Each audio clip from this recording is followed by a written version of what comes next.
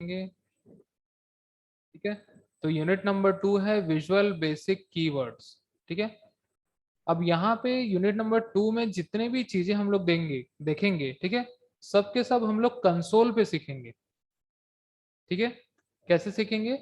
Console पे। हम लोग ने डॉटनेट का प्रैक्टिकल किया है और प्रैक्टिकल में हम लोग जीओआई पे काम कर रहे थे, मतलब बटन वगैरह बना के देखे। ठीक है, वो सब हम लोग करेंगे, लेकिन वो प्रैक्टिकल्स में करेंगे। लेकिन यूनिट 2 में हम लोग प्रैक्टिस करने के पर्पज से हम लोग कंसोल पे काम करेंगे। ठीक है, जीओआई हम लोग यहाँ पे यूज नहीं करेंगे।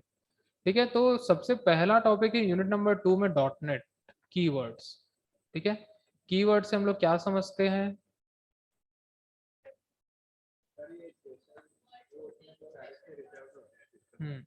कुछ ऐसे वर्ड्स जो होते हैं जो हम लोग को कंपाइलर के थ्रू मिले होते हैं। ठीक है, पहले से प्री डिफाइंड होते हैं। ठीक है, इसको हम लोग बोलते हैं कीवर्ड्स।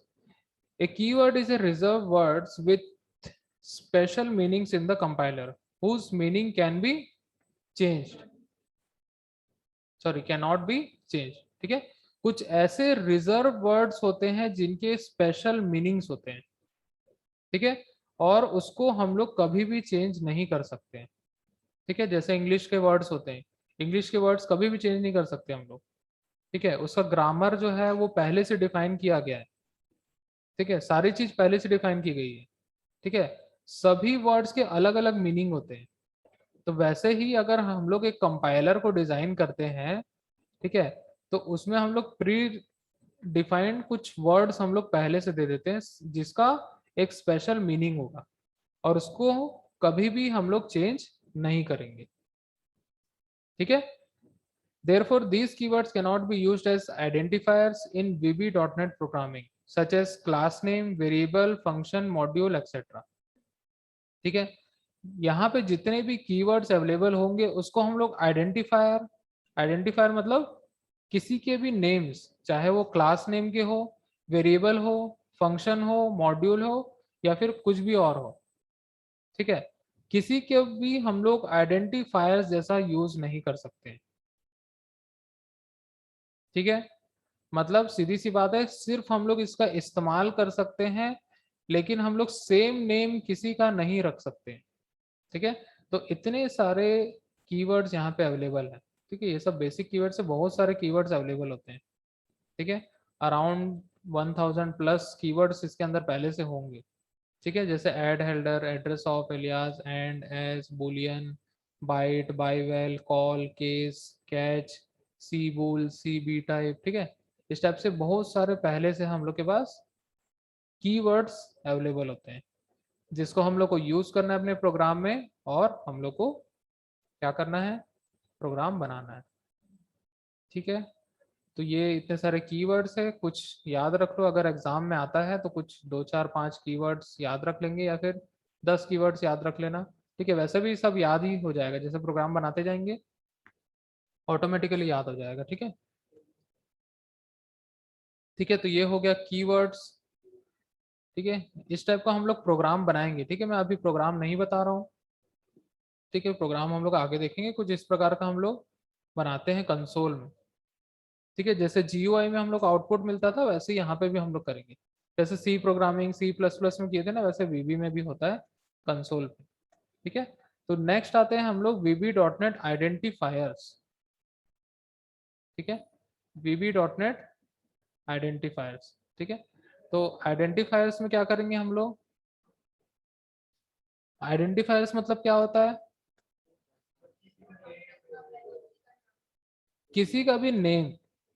ठीक है, जैसे हम लोग नाम रखते हैं, जैसे हम लोग हिंदू है तो हिंदू टाइप का नाम रखेंगे।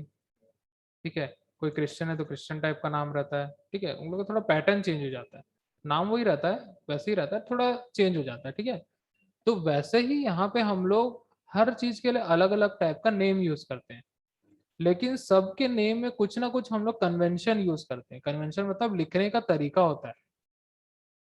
ठीक है, अब जो यहाँ पे हम लोग आइडेंटिफायर्स देंगे, आइडेंटिफायर्स मतलब होगा किसी का भी नेम, वो चाहे वेरिएबल हो, क्लास हो, मॉड्यूल हो, सब प्रोसीजर हो, स्ट्रक्चर हो, या कुछ भी हो सकता है। अगर हम लोग किसी का भी नाम डिफाइन कर रहे हैं उसको हम लोग क्या बोलेंगे, आइडेंटिफायर्स।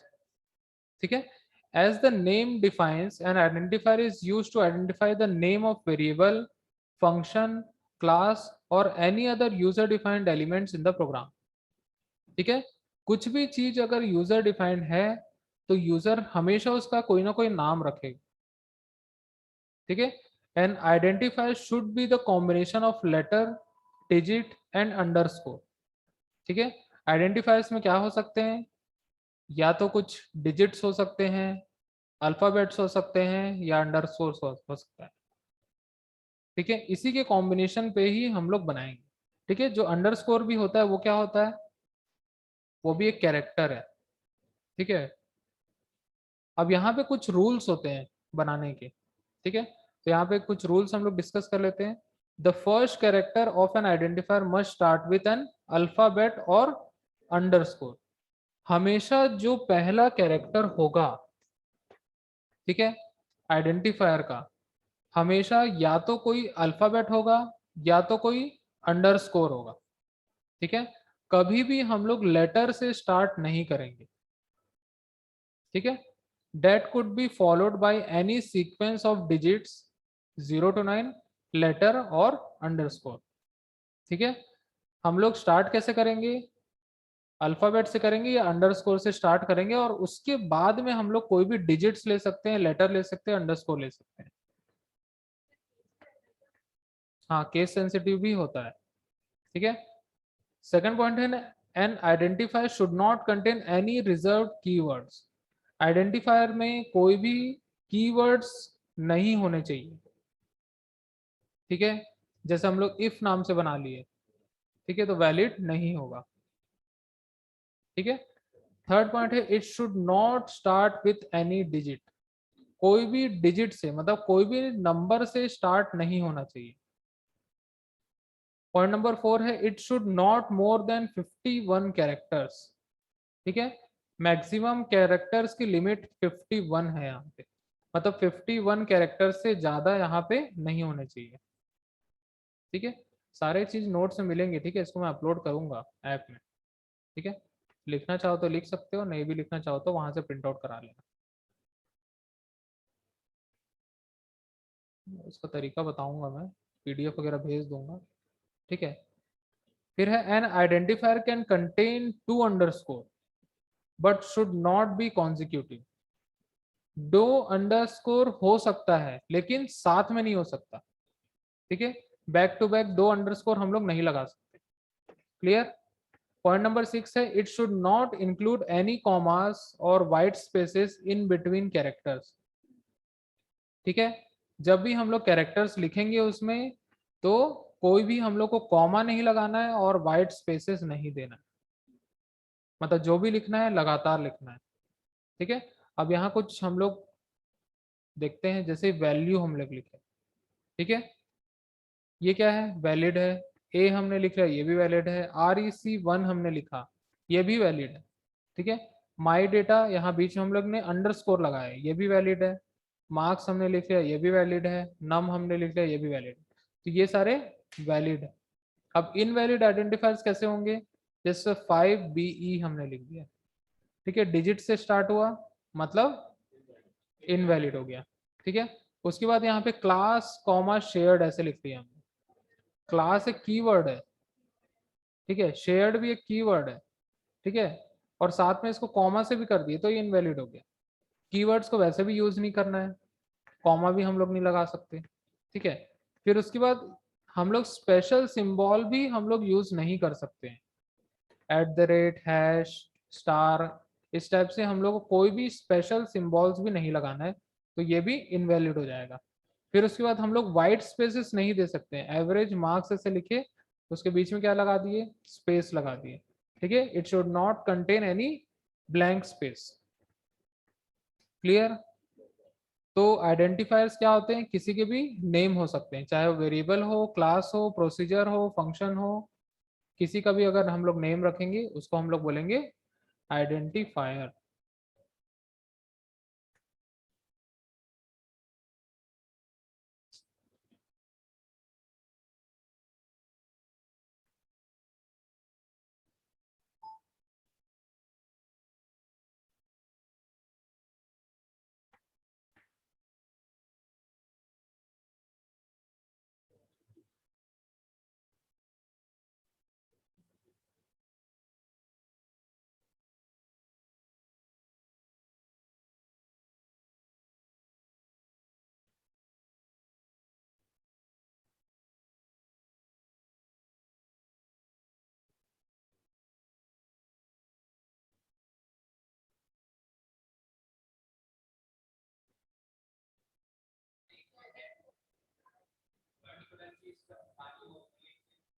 ठीक है, कुछ अगर हम लोग को वहाँ रिमार्क्स देना है, कुछ कमेंट्स बनाना है या कोडिंग के बारे में बताना है कि वो मॉड्यूल क्या कर रहा है, या फिर हम लोग जनरली कुछ, हाँ, पार्ट्स पार्ट्स में डिवाइड कर देते हैं, तो वहाँ लिख लेते हैं। खुद के समझने के ऊपर है कि हम लोग उस कोड को अगर बाद में भी ओपन करके देखें तो हम लोग को समझ में आ जाए। तो हम लोग क्या करेंगे, एक लाइन लिख देते हैं जनरली और उसको कमेंट कर देते हैं। कमेंट यहाँ पे कैसे करेंगे, एक छोटा सा यहाँ पे हम लोग सिंगल कोट लगा देते हैं। ठीक है, हम लोग क्या करेंगे, एक सिंगल कोट लगा देंगे छोटा सा, बस सिंगल कोट लगाएंगे और कमेंट हो जाएगा वो।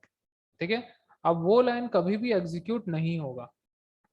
ठीक है, जिस भी लाइन में अगर हम लोग कमेंट करना चाहते हैं तो उसमें हम लोग सिंगल कोट से कमेंट कर सकते हैं। ठीक है, सिंगल कोट ओपन होगा, क्लोज नहीं होगा। ठीक है, सिंगल कोट लगा के हम लोग कमेंट कर सकते हैं और वो लाइन कभी भी एग्जीक्यूट नहीं होगी। ठीक है, कंपाइलर क्या करेगा, उसको स्किप कर देगा। ठीक है, a comment is used to explain the various steps that we have taken in our programming. The compiler ignores these comment statement because the compiler is not executed or processed in vb.net. Clear है, समझ में आया कि नहीं आया?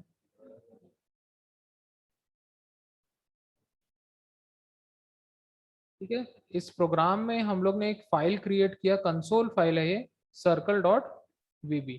ठीक है, अब यहाँ पे हम लोग को कुछ कुछ चीजें पहले से मिल जाएगी, जैसे इंपोर्ट सिस्टम पहले से लिखा हुआ मिलेगा। ठीक है, और यहाँ पे क्लास पहले से हम लोग को बना हुआ मिल जाएगा। ठीक है, इस क्लास का नाम वही होगा जो हम लोग फाइल सेव करेंगे। हमने फाइल किस नाम से बनाया, circle.vb से बनाया, तो पब्लिक क्लास सर्कल पहले से हम लोग को बना हुआ मिलेगा। ठीक है, इसके अंदर एक फंक्शन भी हम लोग को मिलेगा जिसका नाम है शेयर्ड सब मेन। ठीक है, जो यहाँ पे हम लोग पब्लिक, प्राइवेट, प्रोटेक्टेड ये सब देखते हैं, ये सब क्या होते हैं, एक्सेस स्पेसिफायर्स होते हैं। यहाँ पे एक एक्सेस स्पेसिफायर शेयर्ड भी होता है। ठीक है, इसके बारे में हम लोग जब ऑब्जेक्ट ओरिएंटेड पढ़ेंगे तब हम लोग देखेंगे।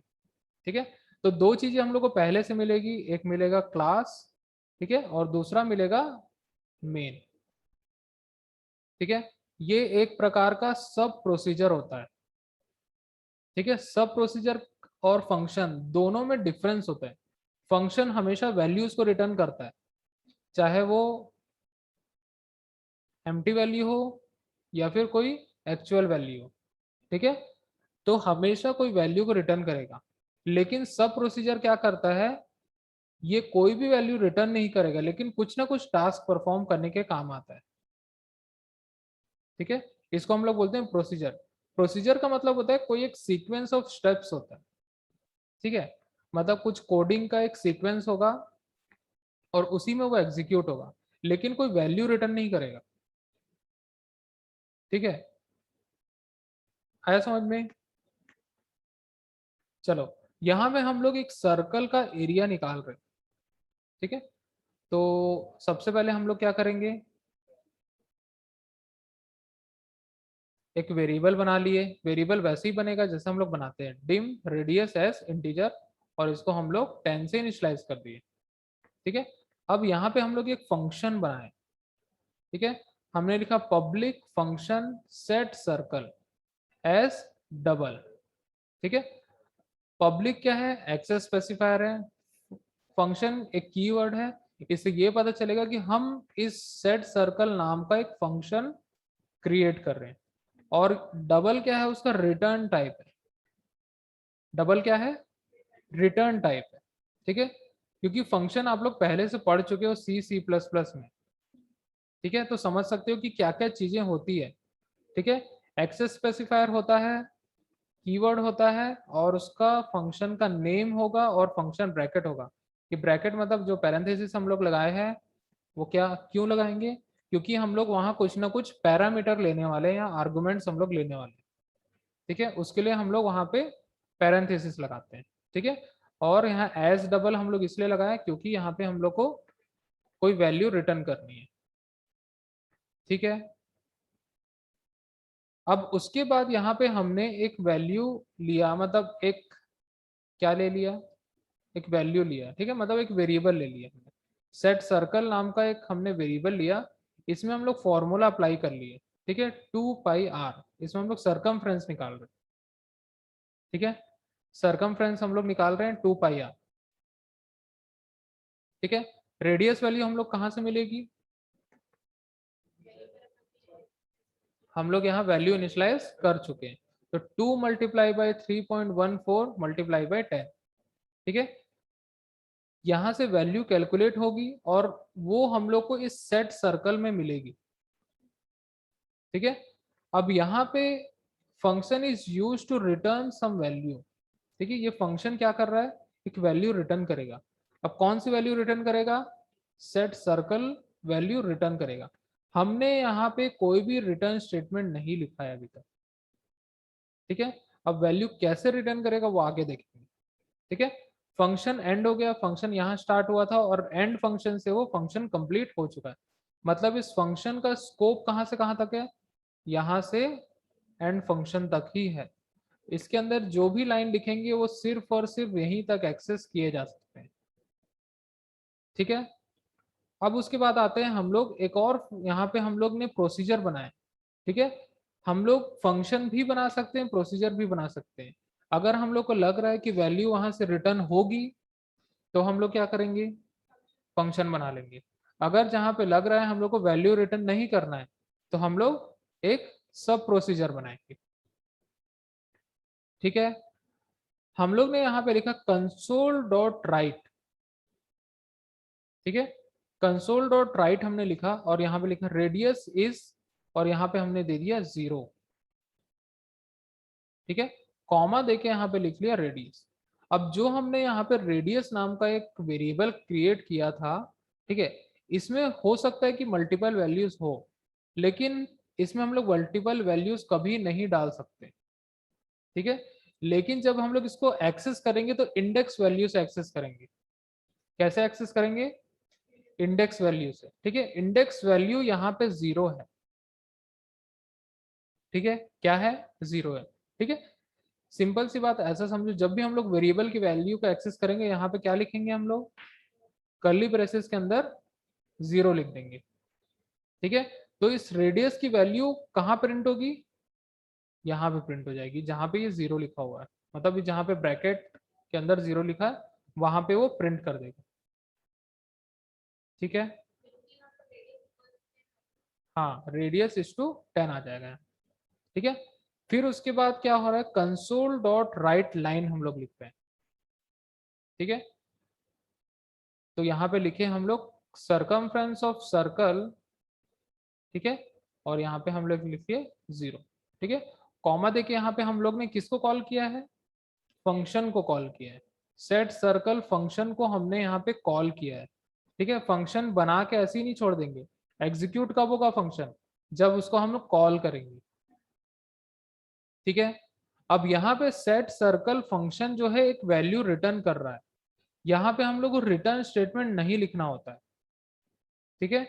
जो भी वैल्यू रिटर्न कर रहा है उसको हम लोग सबसे लास्ट लाइन पे लिखेंगे हमेशा। कहाँ पे लिखेंगे, सबसे लास्ट लाइन पे, ठीक है। अगर हम लोग कोई कैलकुलेशन कर रहे हैं तब, अगर हम लोग कोई कैलकुलेशन नहीं कर रहे हैं, ठीक है, या फिर पहले कैलकुलेशन कर चुके हैं, ठीक है, अगर उसको रिटर्न करना होता है, ठीक है, उस समय हम लोग रिटर्न स्टेटमेंट लिखते हैं, ठीक है, मतलब रिटर्न कीवर्ड हम लोग वहां पे ऐड करेंगे, ठीक है। अभी हम लोग ने एक ही लाइन यहाँ पे लिखा हुआ है और वहां से एक वैल्यू रिटर्न हो रही है, ये ऑटोमेटिकली रिटर्न कर देगा वैल्यू, क्योंकि हमने यहाँ पे क्या लिखा हुआ है, डबल लिखा है। आया समझ में, डबल क्या है, एक रिटर्न टाइप है। डबल अगर हमने लिखा है तो ऑटोमेटिकली सर्च कर लेगा इसमें से कोई वैल्यू कैलकुलेट हो रही है और कहीं स्टोर हो रही है ना, स्टोर हो रही है, तो उसको वो क्या करेगा, रिटर्न कर देगा। मालूम है उसको कि यहाँ पे प्रिंट नहीं हो रहा है कुछ भी चीज, लेकिन वैल्यू एक कैलकुलेट करके हमको मिल गई है, ठीक है, और वो कहीं पे भी यूज नहीं कर रही, ठीक है, कहीं पे भी यूज नहीं हो रहा है, ठीक है। अगर यहाँ पे उसका रिटर्न टाइप मिला है, लिखा हुआ है, तो क्या करेगा, उसको रिटर्न कर देगा, जहां पे भी कॉल किया हुआ है वहां पे उसको क्या करेगा, रिटर्न करेगा। तो वैल्यू हम लोग को यहाँ पे मिल जाएगी, ठीक है। और वो वैल्यू को कहाँ प्रिंट हो जाए कर देगा, यहाँ पे प्रिंट कर देगा, ठीक है। समझ में आ रहा है इतना, ठीक है। बस सिंटेक्स थोड़ा बहुत चेंज लगेगा, बाकी सारी चीजें वही है, ठीक है। यहाँ पे हमारा प्रोसीजर जो है वो कंप्लीट हो गया, छोटा सा ही था, कुछ भी नहीं है इसमें, दोनों को हम लोग प्रिंट किए हैं, ठीक है। अब यहाँ पे shared keyword can be used without creating an object, जहां पे हम लोग ऑब्जेक्ट क्रिएट नहीं करते हैं, ठीक है। पब्लिक, प्राइवेट, प्रोटेक्टेड, जब हम लोग यूज करते हैं तो ऑब्जेक्ट क्रिएट करना होता है ना। अगर हम लोग को ऑब्जेक्ट क्रिएट नहीं करना है, हम लोग क्रिएट करके भी शेयर्ड यूज कर सकते हैं, नहीं करके भी हम लोग शेयर्ड यूज कर सकते हैं, ठीक है। इसकी कहानी हम लोग डिटेल में बाद में देखेंगे। अभी इतना समझो कि शेयर्ड कीवर्ड यहाँ पे हम लोग यूज कर रहे हैं, लेकिन यहाँ पे ऑब्जेक्ट क्रिएट नहीं कर रहे हैं, ठीक है।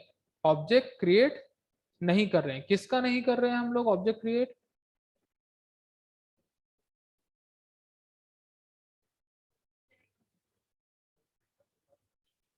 हम्म, सर्कल का। क्लास हमारे पास कौन सा है, सर्कल का, ठीक है। अगर हम लोग इसका ऑब्जेक्ट क्रिएट करते भी है तो भी कोई इशू नहीं है, ठीक है, तो भी शेयर्ड काम करेगा, ठीक है।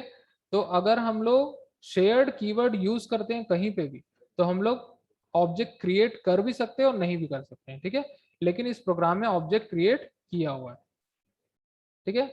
मैंने एक ऑब्जेक्ट बनाया ओबीजे एज न्यू सर्कल, ठीक है, एज न्यू सर्कल।